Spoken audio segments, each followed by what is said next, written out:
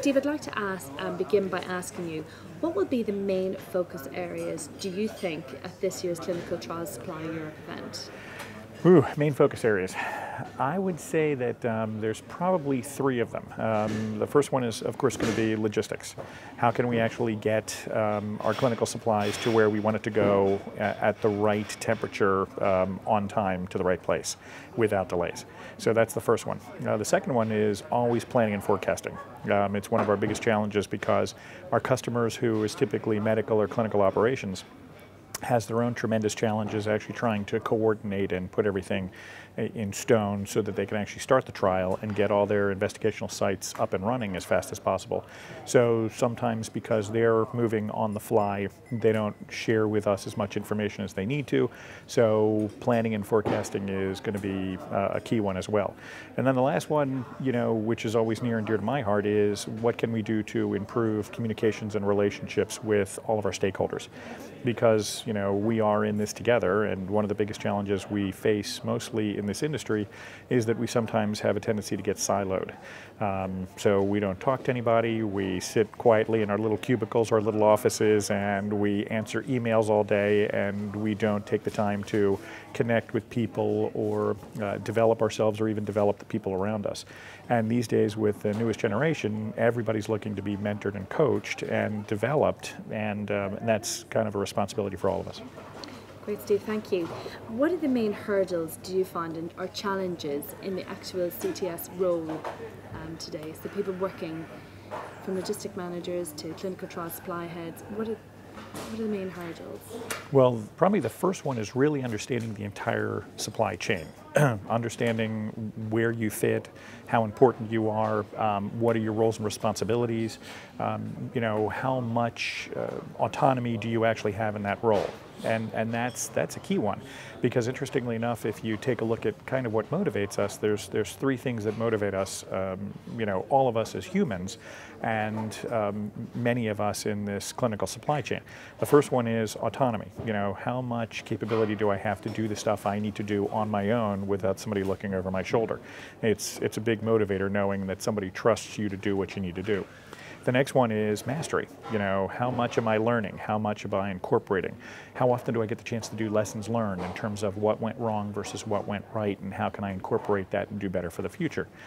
And then the last one, interestingly enough, is a purpose greater than ourselves, which we have in spades, because our job is to go ahead and help people and bring products to market that will actually serve and support their well-being.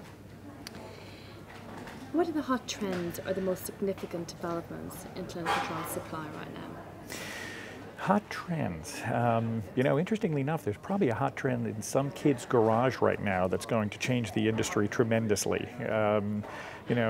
Over probably the next decade, there's going to be some things that will completely change our paradigms, whether it be simple things in terms of batteries that will actually work much longer, which will allow us to record temperatures for longer and allow us to do things, remotely a whole heck of a lot better.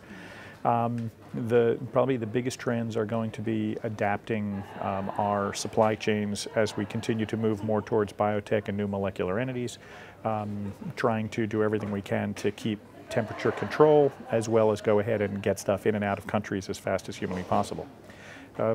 The other trends would probably be how can we be agile? How can we be connected so that we can be agile? And how can we maintain the quality so that everybody's happy and we can actually make sure that our names and our company's names don't wind up in the paper or on the internet? That's always a good thing. GDP updates are always a focus. Can we expect to hear anything new at Clinical Trials Europe today? I certainly hope so. I think that there's a number of folks that are going to be talking about good distribution practices, and I mentioned good distribution practices because in some parts of the world, GDP is good documentation practices. So I know we've got Ian Holloway speaking from the MHRA. We've got a number of other folks that are going to be sharing some of their learnings, and ultimately anything we can do to improve the shipping and distribution chain and world is going to be extremely valuable. So yeah, I'm pretty sure we'll be talking about it.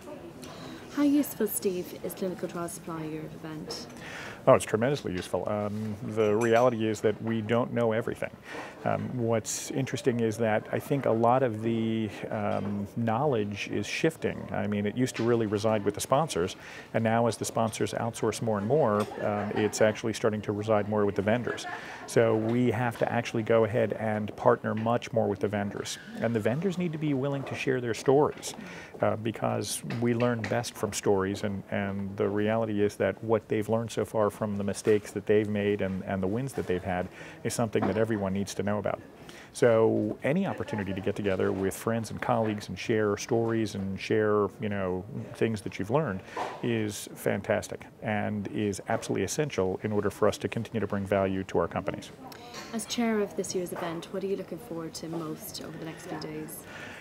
Well, it's me, so what I'm looking forward to most over the next couple of days is actually getting a chance to speak and spend time with friends and colleagues in the industry and learn from them what their challenges are and spend some time with them to figure out, from my perspective, what the trends are, what their challenges are, and what we can work to do together to help each other.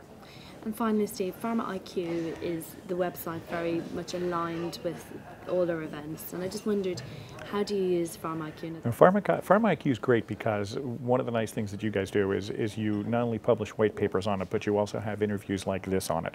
And they're interviews with much, much smarter people than me, so that's always really good. I think that, I enjoy those because any key topic you guys typically capture on that site, and I can go ahead and download it and learn from it, and then share it with other colleagues in the industry.